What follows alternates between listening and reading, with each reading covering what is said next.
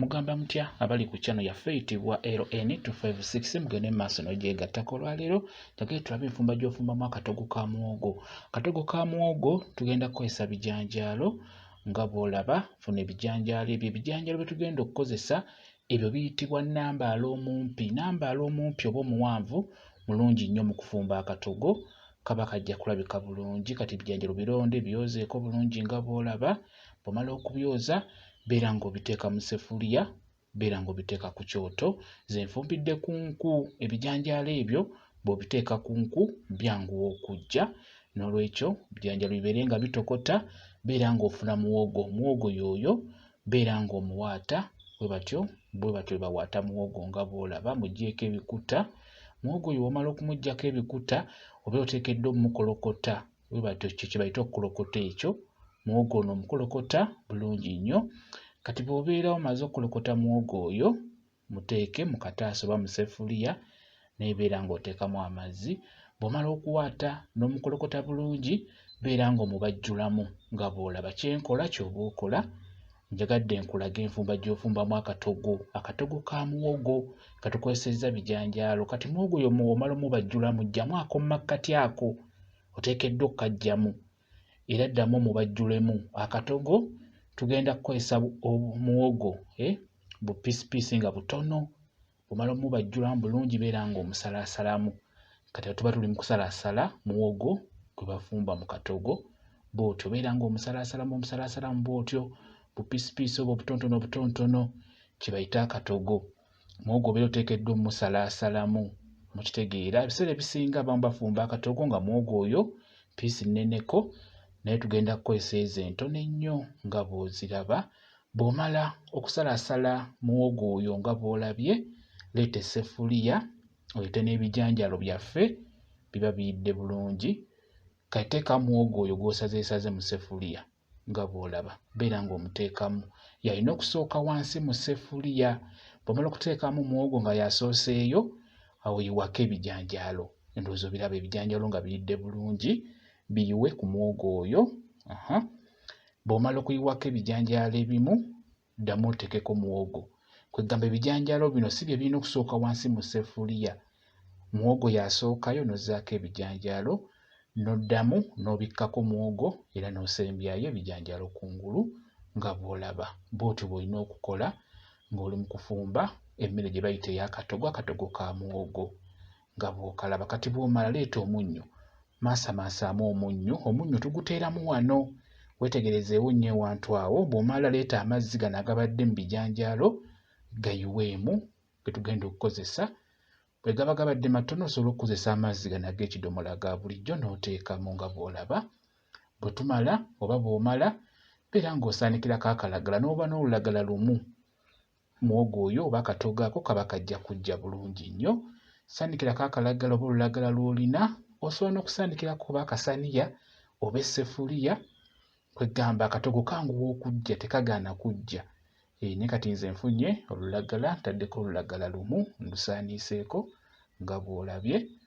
Yiyo ewedde okusaaniika, kati tugiteeke ku kyoto. Yo ngitadde ku ssigiri, akatogo kaffe nkatadde ku ssigiri. Kakati akatogo kano kabeera kali mu kutokota, tusiike ebirungo. Akatogo kawooma nnyo ng'okasiise. Wabayo akatogo ka bboyiro n'akasiike, kati kano kagenda kuba kasiike. Teeka butto mu ssefuliya, teekamu obutungulu nga bw'olaba. Kati tugenda kukasiikako, kaba kawoomu nnyo. Bw'afumba mu woteeri ng'ofumba akatogo, kirungi nnyo okasiikeko. Bw'omala oteekamu obutungulu, teekamu galiki wamu n'akatangawuuzi nga bw'olaba. Beera ng'obitabulatabulamu. Bw'omala okubiteekamu ebyo, teekamu ennyaanya. Ennyaanya zibeere nga ziwerako. Ennyaanya nnungi nnyo, ziwoomesa muwogo oyo, ziwoomesa akatogo ka muwogo, naddala kaakasiikeko. Mukitegeera, oteekemu wamu ne green pepper, oteekemu ne ku kaloti. Kaloti musaleesale nga munene abeere ng'alabika. Musaleesale nga munene kaloti naye muteekemu. Teekamu ng'awerako kaloti era nga bw'omulaba. Beera ng'obitabulatabulamu. Teekamu akanzaali kasimba, kakola bulungi nnyo. Oteekemuko ne ku Royco nga bw'olaba. oteekemukko ne piraawo masala bw'oba omulina ewa pawuda naye muteekemukko. Bw'omala beera ng'otabula mu bintu byaffe ebyo nga bw'olaba. Tugenda kufumba oba tufumbye akatogo ka muwogo. Akatogo ako tukasiiseeko ko tusiise ebirungu katugenda kubiyiwa mu muwogo waffe oli mu katogo kaffe. Kati akatogo kaako nga bw'okalaba, bw'olaba nga kabeera kayidde, bwe kaba kayidde awo leeta ebirungu byaffe bino kabikkule bulungi, beera ng'obiyiwamu nga bw'obiraba ebirungu biibyo biyiwe mu katogo kaffe. Kagenda kubeera kawoomu nnyo nnyo nnyo nga bw'olaba. Jjukira mu katogo kano twataddemu omunnyu nga tukassaako, era mu kusiika ebirungo sitaddeemu munnyu, olina okujjukira ennyo.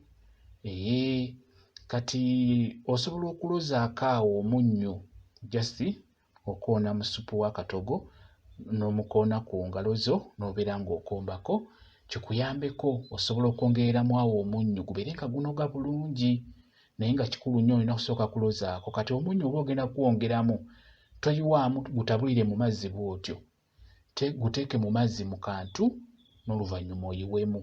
Okitegeera bw'onaagumaasamu obumaasa guyinza okusigala ewantu wamu ne gutanoga ne gutasaasaana bulungi munda mu mmere. Beera ng'ogutabulira mu mazzi n'oluvannyuma yiwa amazzi ago mu katogo ako. Oteekeddwa okubeera ng'olozaako, olaba nga gunoze, beera ng'osaanikirako bulungi nnyo, beera ng'ozzaako olulagala n'oluvannyuma beera ng'okendeeza omuliro ogwo. Omuliro ku ssigiri beera ng'ogukendeeza. Bw'omala ogukendeeza beera ng'ozzaako akatogo kaffe ako kabeere nga katokota mpola mpola. Ebiseera ebisinga awo kabeera katuuse, bw'olekako omuliro omungi kaba kajja kusiirira. Kendeeza omuliro n'oluvannyuma kazzeeko, genda okole emirimu gyo. Ndowooza kati okalaba akatogo kaffe kako kayidde bulungi nnyo, kako nkatadde ku ssowaani. Beera ng'owa abantu bo babeere nga balyako, kigenda kubeera kirungi nnyo singa onaaba akatogo kafumbye bw'otyo, kagenda kuwoomera bwe kityo bwe kiri. Mwebale kubeera ku channel yaffe eyitibwa LN256, mugende mu maaso n'ogyegattako mubeere bulungi, mweraba.